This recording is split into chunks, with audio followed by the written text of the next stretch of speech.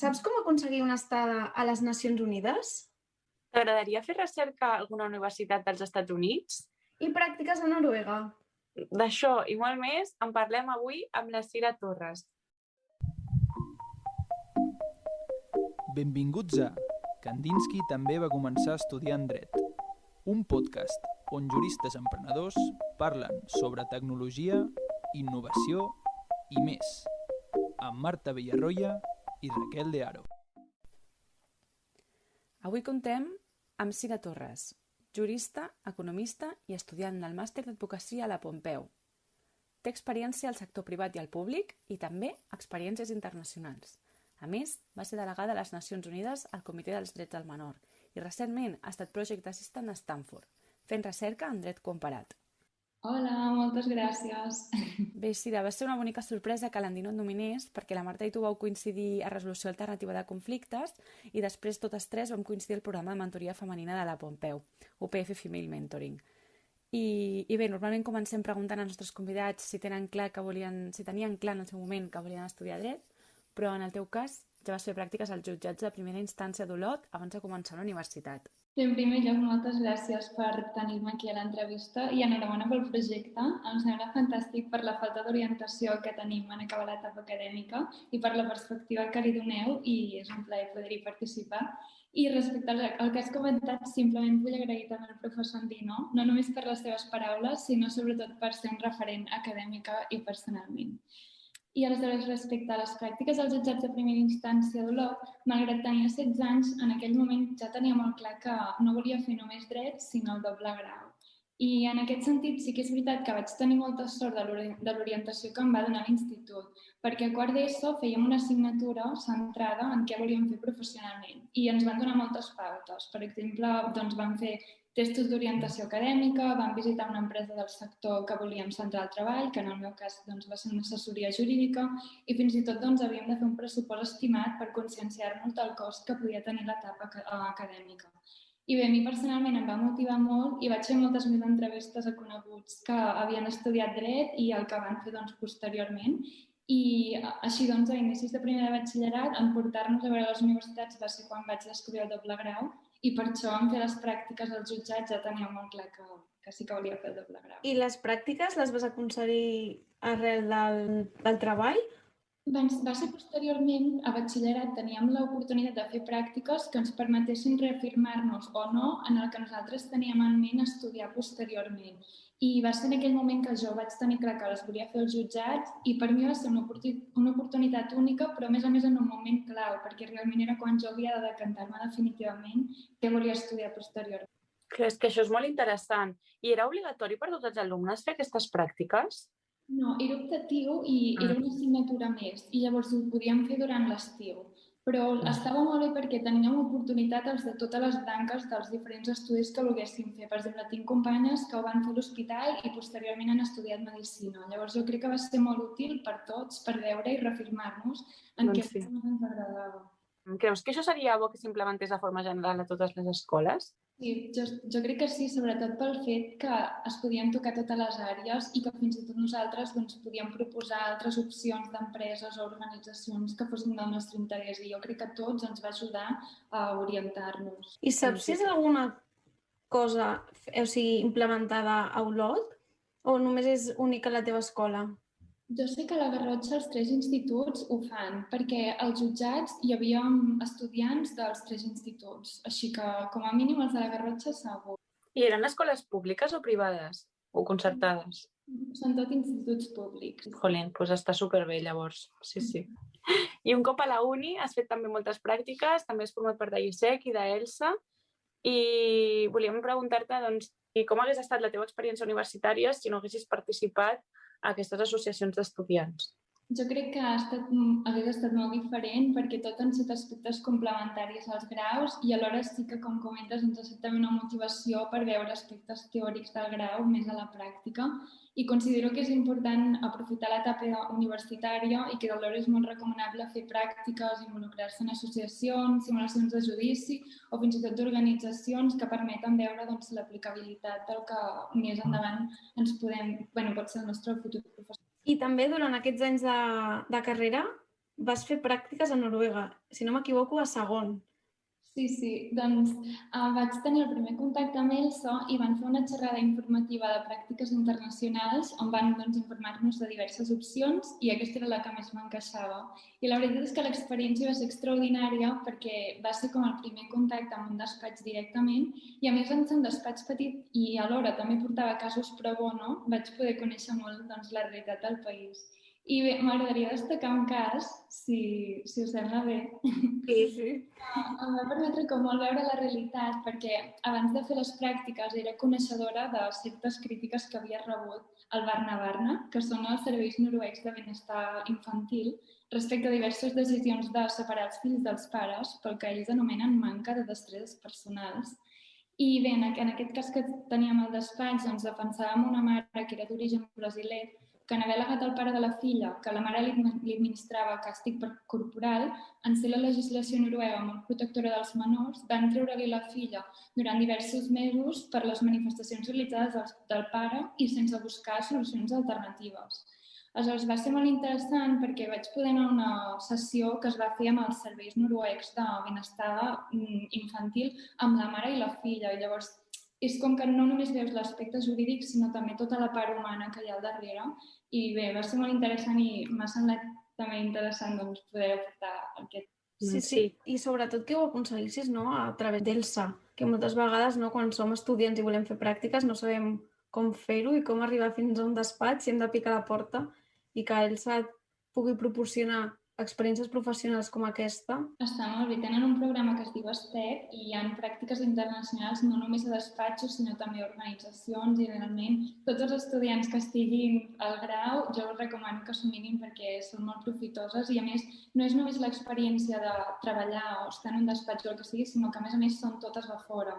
Una qual cosa d'alguna forma t'aporta una doble visió que està. I al despatx on vas anar, entenc que treballàveu en anglès o tu parles noruec? No, ara parlo noruec, llavors ho podíem fer tot en anglès perquè la veritat és que allà la gent el parla indistintivament. Llavors, l'única cosa que sí que era en noruec estrictament eren els judicis. Llavors, jo sí que acompanyava l'advocat, i llavors ell em guiava de com funcionava, però era l'única cosa que no podia seguir, però la resta sí que sense problemes sempre. Feies també entrevista amb el despatx o directament, si estaves interessada en l'oferta, ja t'agafaven? És una aplicació a través de la pàgina d'Elsa i després sí que hi ha despatxos o organitzacions que et poden demanar algun altre pas. En el meu cas no va ser així i sí que havies de posar no només carta de motivació, sinó també les teves competències i justificar-les per matèria. És a dir, si el despatx era de dret civil, doncs tu havies de portar certa evidència que tenies més coneixement en aquella àrea. Llavors va ser principalment això. En el teu cas, què vas presentar com a prova de que sabies més de dret civil? Perquè a vegades els estudiants, quan estem encara a la carrera, no sabem molt bé demostrar aquells coneixements que tenim i em sortia aquest dubte. Sí, doncs el despatx no només es dedicava a dret civil, sinó també a dret mercantil, llavors ho vaig reforçar molt pel fet d'haver fet la doble i intentava buscar casos, tipologia de casos que m'hagués trobat durant el doble grau que poguessin ser aplicables o que jo pogués veure també en el despatx, inclús casos que hagués portat al despatx com a tal, per demostrar d'alguna forma que jo havia vist casos similars i que, per tant, podia... Vale. I una pregunta. Quantes hores li vas dedicar a la sol·licitud? Jo diria que força, però en general en tots els processos crec que és bo dedicar-hi temps, no només perquè en el fons acabis sent l'elegit, sinó per tu també saber si aquella oportunitat s'adequa a tu, perquè va bé també informar-te del despatx, de quina tipologia de casos porta, per saber si és el que a tu t'agrada. Llavors jo diria bastant, però per dues parts, tant per la selecció per part seva de mi com jo per part seva. I vas aplicar més d'un lloc o vas anar per totes? No, aquell cop vaig aplicar només un cop. De fet, com has comentat abans, estava segon del doble grau i estava una mica dubtosa de si realment m'agafarien i fins i tot dubtava d'aplicar, però una amiga em va animar a aplicar i realment li estic molt agraïda perquè llavors va anar molt bé. Però sí, també m'ha portat com la idea de que és important també a vegades fer el pas, que no ens atrevim i jo ho tenia tot preparat i dubtava encara, doncs és important fer el pas i anar-hi decididament. Doncs sí. I també volíem que ens expliquessis la teva estada a les Nacions Unides, que anaves per una setmana i al final van ser 2. Per què creus que és interessant que un estudiant de dret faci una estada ni que sigui d'una setmana?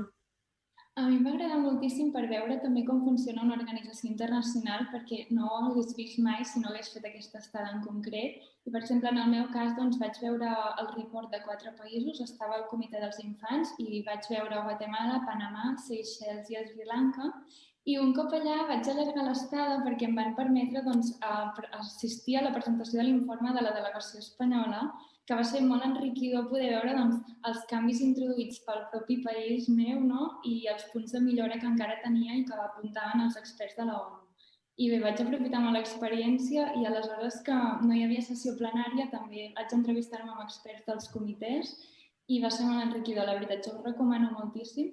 També ho vaig fer a través d'ELSA, que són les delegations, i bé, animar a tothom que s'apunti perquè realment és molt profitós. I el tema de l'allotjament i així, l'havíeu de buscar vosaltres o us el proporcionava Elsa?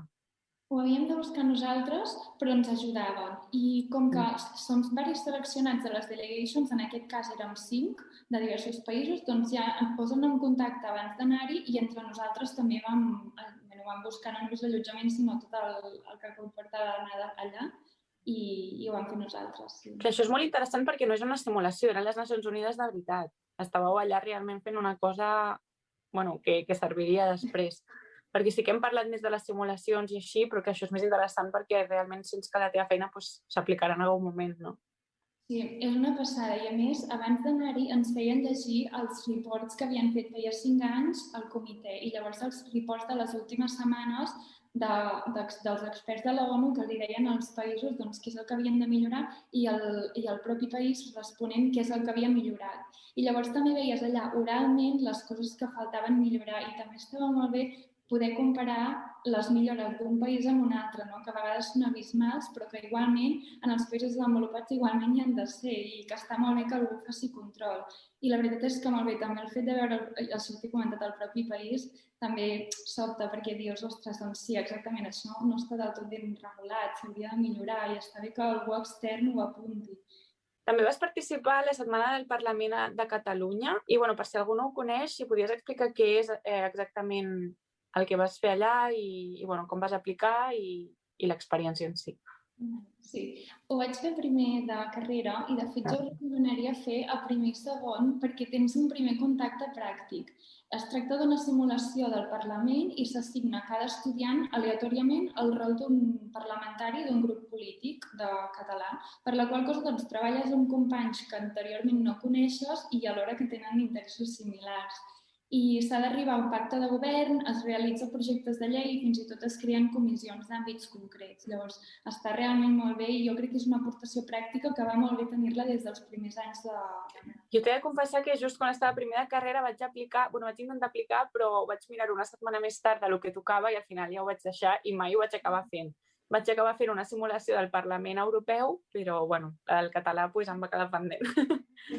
Però ho trobo molt interessant. És una setmana i és que deus aprendre molt, conèixer la gent. Sobretot és això que veuràs gent que uns fan ciències polítiques, els altres la doble, carreres, universitats diferents, fins i tot gent de Girona, de Lleida. Va molt bé, la veritat. A mi em va agradar molt. I a més, com que et barregen aleatòriament, et trobes gent que no coneixes de res i aprens molt, perquè has de treballar junts, realment. Clar. Sí, el Parlament Europeu igual, però és gent de tot el món. O sigui que llavors és molt interessant també pel tema de l'idioma i així. Sí. Però, vaja, aquestes experiències sempre són molt xules, al final. Perquè aprens molt a nivell curricular, també suma molt, però sobretot com a experiència personal, els amics que hi fas i el bé que tu passes en tota la setmana, perquè també després es va de festa i es fa com 1000 coses, és molt xulo, és molt xulo. I, llavors, totes aquestes coses que has fet, si t'haguéssim de dir, quan aplicaves, quin motiu hi havia al darrere? Pensaves només en el teu currículum o pensaves també era un interès personal o simplement volies passar-ho bé? O realment ho feies perquè sabies que després et beneficiaria a nivell professional? Jo diria perquè m'apassiona i la veritat és que em sento molt afortunada d'haver viscut tantes experiències perquè les he gaudit totes i molt. I de fet, a vegades, nostàlgicament penso si tornaré a viure experiències igual d'interessants i llavors recordo que en el fons ha començat amb un pas, també com comentàvem abans, de tenir suficient valentia i que per tant únicament depèn de mi i que he de seguir així. Exacte, sí. I després aquí una mica... el problema de la Pompeu a vegades hem vist que tot el que has fet ho has fet a l'estiu Llavors et volíem preguntar si creus que és pel fet d'haver estudiat a la Pompeu que per tema horaris, seminaris i etc. no has pogut fer les pràctiques i les experiències durant el curs, sinó que ho has hagut de deixar en segon pla, diguéssim, per l'estiu, o realment ho has fet a l'estiu perquè coincidit així i no té res a veure amb la uni? Principalment per la raó acadèmica ho he fet a l'estiu, però també és veritat que no sento que hagi renunciat als estius perquè realment he fet coses que m'agraden i m'apassionen i estic supercontenta d'haver-les fet.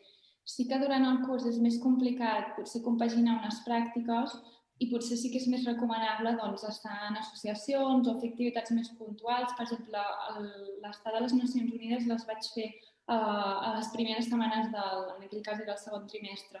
Llavors sí que coses més puntuals es pot fer, però sí que és veritat que estades més llargues durant el curs és bastant impeditiu, llavors sí que ho he fet a l'estiu. Sí, que en aquest sentit estaria bé també que per fer coses així se'ns permetés deixar d'anar a un seminari o entregar-lo, diguéssim, per correu i no haver d'anar-hi presencial o coses així, perquè, fins i tot jo que vaig participar en el GESAP i que que anava en representació de la pròpia Pompeu Fabra, en un dels seminaris de carrera d'ADE em van picar un 0 i, estava representant a la universitat, saps? Que era una cosa més oficial impossible. I aquella nota està allà. No va passar res al final perquè de tots els seminaris el que tenies menys nota no el comptaven, llavors no em va perjudicar en res, però és com un impediment més, no? Que en aquest sentit la uni hauria d'adaptar-se una mica. Sí, segur que més flexibilitat seria millor i sobretot per això, per competicions més oficials, estades a fora, que realment són curtes però que aporten molt. Sí, i que no només sumen al teu currículum, també suma el fet que tu després tornis a la universitat i ho comentis amb els teus companys, no? Estàs enriquint. I també la uni, el segell de la Pompeu surt enfortit d'això. I bé, recentment has estat Project Assistant per l'Stanford University, donant suport en la recerca als professors Juan Antonio Andino i Joan Picó. Com ha estat aquesta experiència? La veritat és que molt bona. He après moltíssim, sobretot en aquest cas de comparative evidence entre la legislació continental i nord-americana, però crec que el que més m'ha aportat és la dedicació i l'esforç que requereix un projecte com els que ells lideren i en tot moment, sobretot el professor Andino, que és amb qui més contacte he tingut, m'ha transmès l'estima i la dedicació cap al projecte. Perquè ell t'ho va proposar directament perquè va ser el teu tutor de treball de fi de grau o com vas conèixer de l'oportunitat? És a dir, arrel d'haver estat el meu tutor del treball de final de grau, considero que vaig dedicar-hi temps i que ho vaig fer bé i llavors a partir d'aquí, com que ell, com us va explicar, serà professor a la Universitat de Stanford, em va proposar si volia ajudar-me en el projecte i la veritat és que encantada perquè el tema em sembla molt interessant. I t'hi veus en el món de la recerca en un futur? No sé exactament si en el format de la recerca, però sí que em veig estudiant en un futur per profunditzar els meus coneixements i oferir una solució més adequada als casos que se'm plantegin.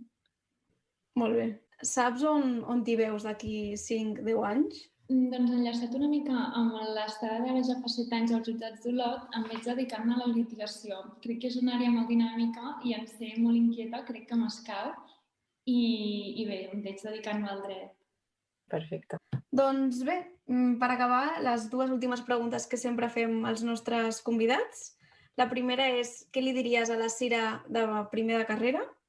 I la segona és, ens agradaria que ens nominessis a la nostra pròxima convidada o convidat. A la Cira de primer de carrera li diria que sigui atrevida, perquè de per si soc molt treballadora, però que es centri en treure el màxim de cada experiència que li depara el futur, que no renunciï a les oportunitats que se li presenti. I si em permeteu, m'agradaria afegir què li diria a la Cira d'aquí uns anys, i és que no perdi la il·lusió per tot el que fa, perquè en tenir il·lusió no només ho gaudeixes més, sinó que els resultats són també notablement millors. I respecte a qui nomino a la Marta Viaplana, que hem estudiat el doble grau juntes i també ha estat molt involucrada al món associatiu. De fet, la Junta fundadora d'ELSA a la Pompeu ens va fer el traspàs a les dues juntes i ella en aquell moment va ser secretària general i crec que pot aportar molt i oferir perspectives interessants a la seva etapa acadèmica, havent fet també el màster d'acció de la Carlos III, així com respecte l'inici de la carrera professional. Doncs sí, que interessant. La veritat és que hi ha molta gent que estem entrevistant que ha estat a ELSA. Jo he estat diversos anys intentant, pensant si entrar o no i tal, i al final ho he anat deixant i potser és una de les coses que m'empenediré d'aquí uns anys no haver format part d'ELSA, la veritat. Sempre ho penso, sí. He de dir que se m'ha posat la pell de gallina quan has dit el que li diràs a la Cira d'aquí uns anys i crec que és un consell que ens podem aplicar tots, no? Que fem el que fem, ho fem amb passió, que així és com s'ha de viure la vida, no? Al 100% sempre en tot el que fem. Doncs res, fins aquí el podcast d'avui. Moltes gràcies, Cira, per animar-te i per compartir amb nosaltres la teva història. Moltes gràcies a vosaltres i encantada d'haver estat conmigo. I seguint una proposta que hem rebut d'una oient nostra, la Loma, volem fer una recapitulació del podcast d'avui. Què hem après amb la Cira? Pues jo diria que hem après la importància de fer moltes coses des del principi, fins i tot abans de començar la carrera, per aprendre ben aviat què és el que t'agrada i evitar-te estar molts anys estudiant una cosa que no t'agrada, per exemple. I també el tema de la vessant internacional, de poder fer pràctiques fora i poder anar a les Nacions Unides, crec que és una experiència molt diferenciadora i molt enriquidora. També destacaria la importància d'escollir un bon tutor de TFG, que pot convertir-se en un mentor i una persona amb la que pots acabar treballant colze a colze. Moltes gràcies, Cira, per haver estat una estona amb nosaltres. I a tu, que ens escoltes, recorda, la Cira també va començar estudiant dret.